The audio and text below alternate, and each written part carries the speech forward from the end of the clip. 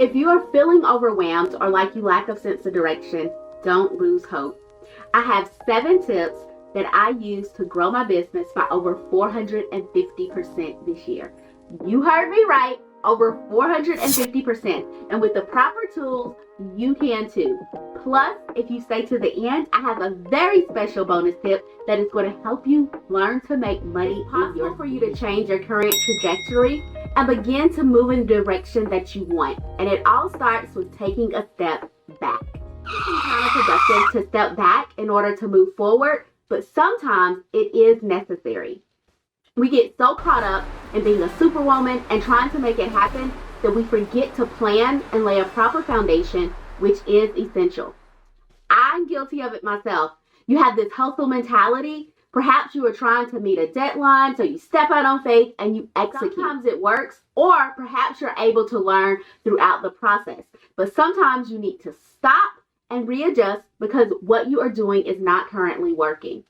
This year, I did just that. I began to work on my foundation. If you have ever seen a new construction site and it looks like nothing is happening, that is not always the case. You see, in order to build a structure up, they must first dig down. They have to lay the piping, pour the concrete footers to ensure a strong foundation. It's not until the underground work is complete that they are able to start framing and building the structure above ground. We as women work the same way. We need our foundation to be strong in order to be strong for others. The first thing that I did in order to get my foundation strong is I began working on myself. When you are on a flight and getting ready to take off and they are going over the need to know information, one thing they always say is that when you are traveling with children, in the event of an emergency, make sure you put your oxygen mask on first, then theirs. As women, we are natural nurturers, and our instinct is to often take care of everyone else first, but the reason why it is so important that you put your mask on first is so that you will be there to continue to assist that child. Think about what a shame it would be for you to pass out trying to put your child's oxygen mask on. Now the child is in an emergency situation and they're alone. The same philosophy should apply to every area of your life. You can't get so caught up in trying to take care of everyone else that you forget about yourself. Because if you are no longer here, who is going to take care of everyone then? So you have to put your oxygen mask on first.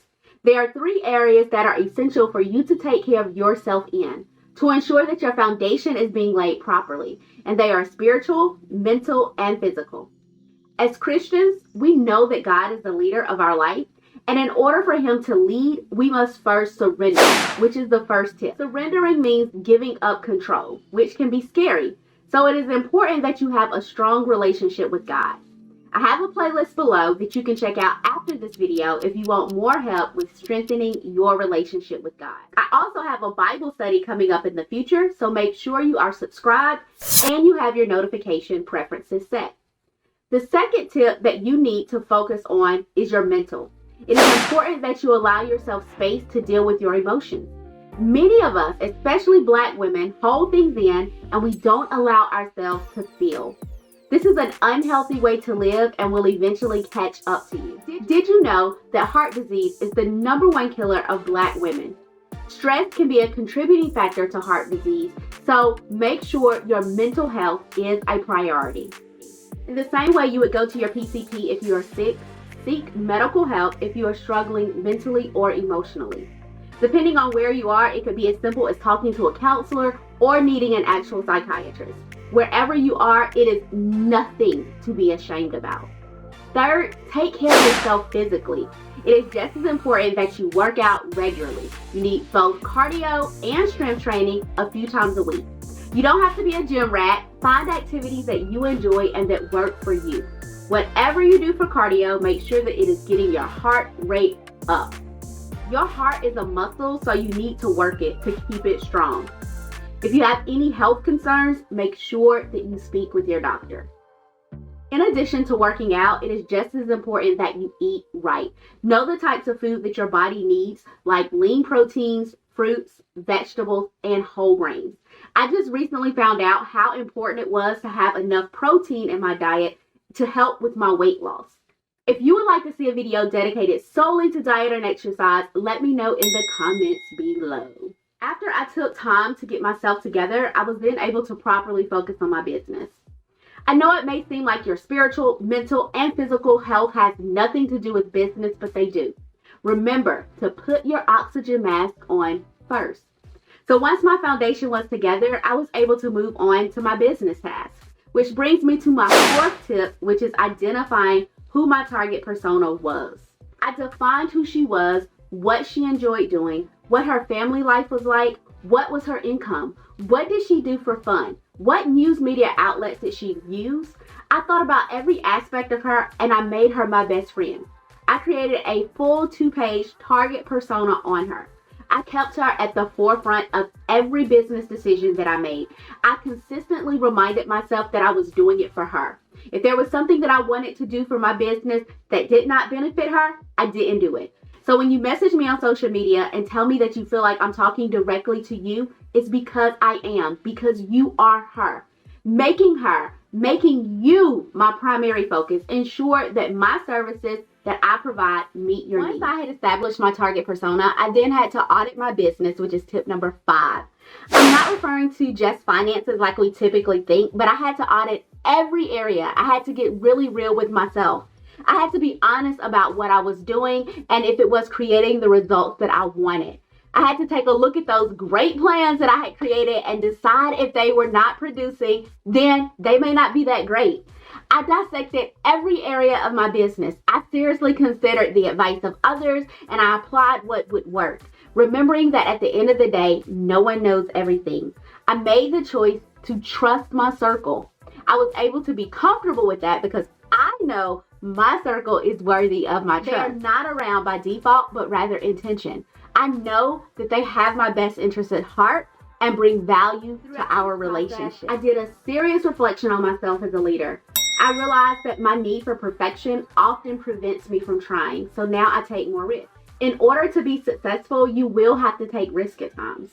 I'm realizing that calculated risks are not a bad thing. I'm learning that failure is not a bad thing. Instead of looking at failure as bad, I'm learning to appreciate it as a learning opportunity. And at times, it still is not easy. This is when my spiritual and my mental foundation is essential. The Holy Spirit who strengthens me, I have to remind myself that His strength is made perfect in my weakness. So when I'm weak, I'm truly strong. I tell myself every morning how great I am. I speak the things that I want to come to pass as if they already have with I am statements. Doing these things allows me to strengthen my mind and it helps me not let myself be controlled by my emotions. During this time, I have come to accept that it is okay not to be like everyone else and to embrace what makes me different. I realized that my differences are just what my target persona needs. My audit was complete. I moved on to tip number 6, which I came up with an actual plan on how I wanted to create and market my content and run my business. I used SMARTER goals in order to make this happen. SMARTER stands for specific. The more specific your goal is, the better chance of success. Measurable. Making your goals measurable allows you to track your success. Achievable. Your goal should be challenging, but not impossible. It should be something that you can achieve. Relevant.